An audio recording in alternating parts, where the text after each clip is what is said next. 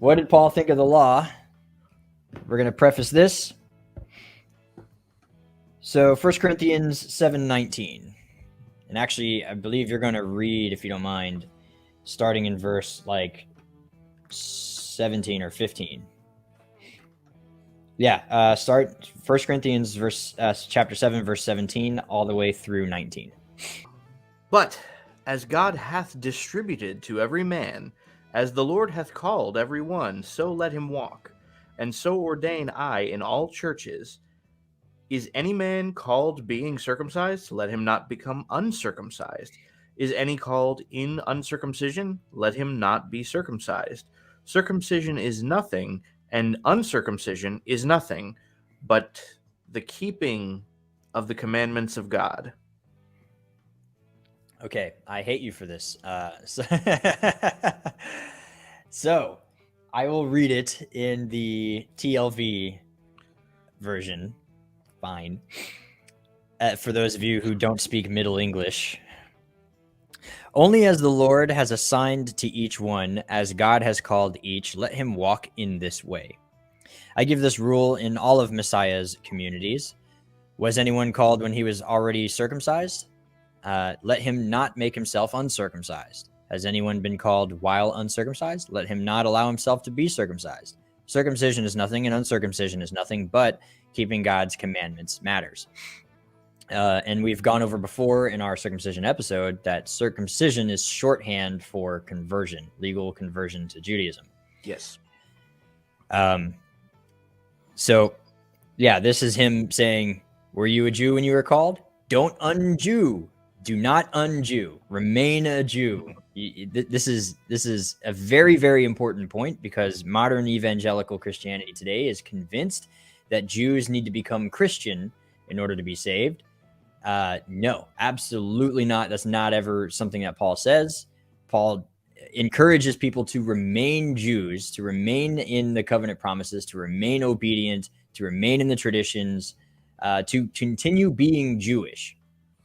Belief in the Messiah doesn't change you from being un-Jewish. If anything, the belief in the Messiah should make you even more Jewish. If you believe that the Messiah is around the corner, you're going to wrap tefillin every single day. You're not going to lax in your observance. And so this is a very, very clear call for Jews to remain Jewish. Cannot stress that enough because, man, is that a common misconception. The guy who wants to be a Jew. I love, username checks out. Oh, that's great. That's the perfect comment. That's the perfect comment. That's funny. Yeah, obviously you can't uncircumcise yourself. So this is not talking about an act of uncircumcision. This is obviously talking about remaining as a Jewish person. We're going to come back to this verse. But just to kind of drive home the point, we got a couple more verses to show that of Paul's admiration of the Torah. So a lot of these comes from Romans 10, Romans 7, Romans 2, Romans 3. So Romans 10:4, this one's got a common misconception. It's a slight mistranslation, if you will. For the Messiah is the goal of the Torah as a means to righteousness for anyone who keeps on trusting. Oftentimes your translations will say the Messiah is the end of the Torah. It's not necessarily that it's a bad translation, but it gives the wrong idea when you leave it as end, because it's end as in like the other end, right? As in the goal. It's not end as in the termination of or the finalization. It's a goal. Telos is the Greek word there. For those of you wondering, it's where we get the word telephone, telos, phonos, right? So it's the other end of the line, the other end, right? Not the other termination. So that's Romans 10. Romans 7 is honestly my favorite. Do you want to I'm curious to see what the KJV says on some of these. So if you could read Romans 7, verse 7. What shall we say then? Is the law sin?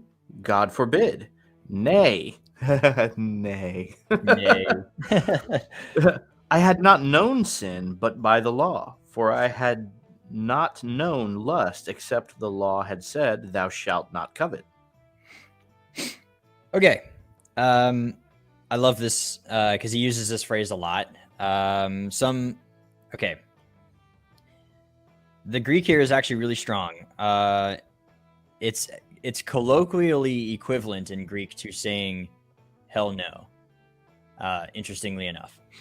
But I think it's more appropriate to render it the way that a modern-day Pharisee would render it, which is chas v'shalom, or heaven forbid.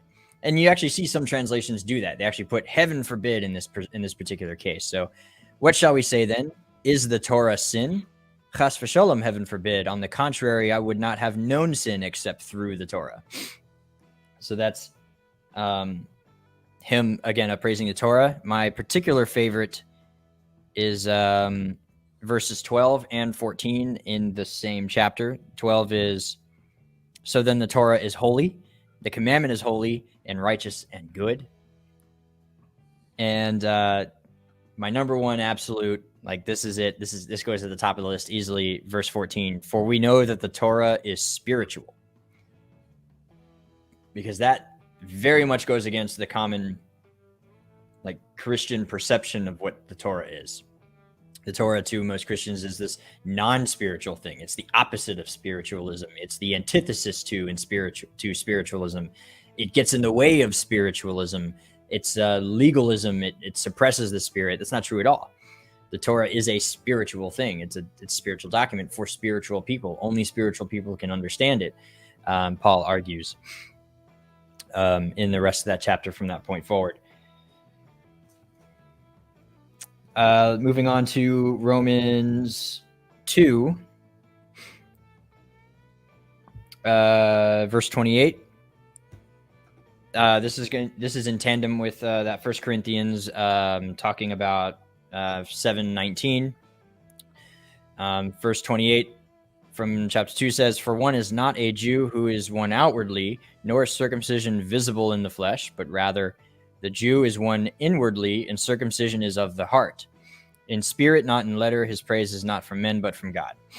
Now, obviously, really speaking, in reality, he's using spiritual language here. In reality, circumcision is a very outward and physical thing.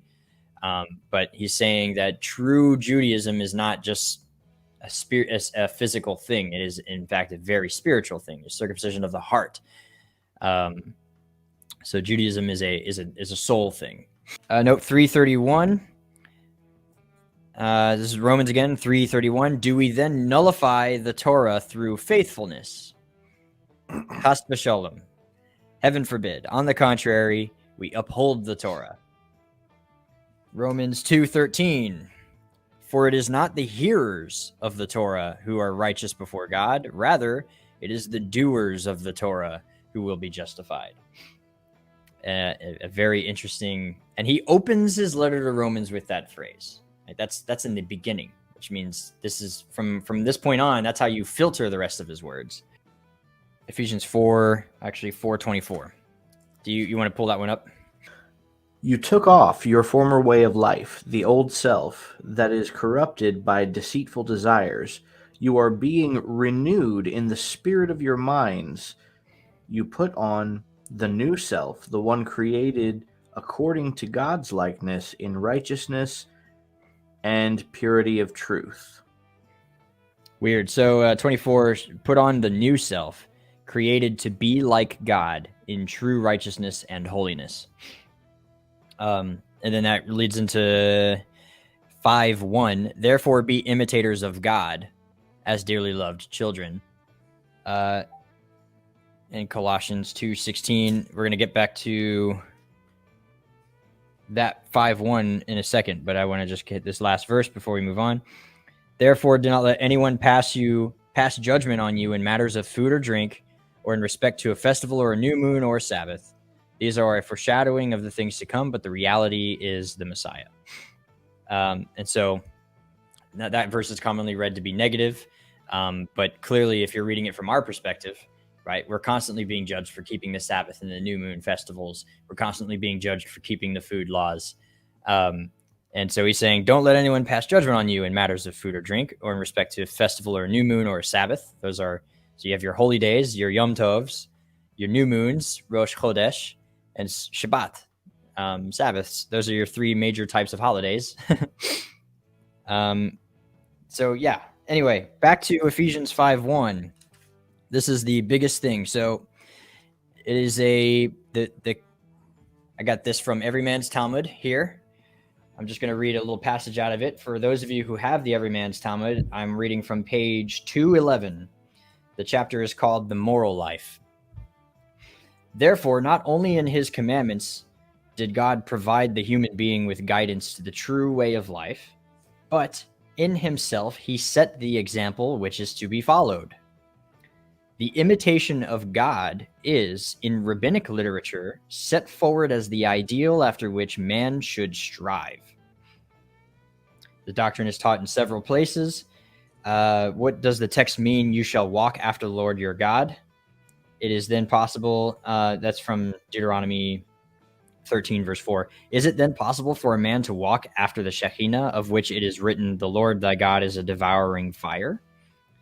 But the meaning is to follow the attributes of the Holy One, blessed be he. As he clothed the naked, so do you clothe the naked. As he visited the sick, so do you visit the sick. As he comforted the mourners, so do you comfort those who mourn. As he buried the dead, so do you bury the dead. That is from Tractate Sota 14 Alpha. And that the whole page goes on to talk about basically the Torah is the guidebook on how to imitate God. And Paul uses the exact phraseology that's found in rabbinic literature, proving once again that he is a trained Pharisee. Therefore, be imitators of God as dearly loved children. In a rabbinic context, this always means follow Torah. Always.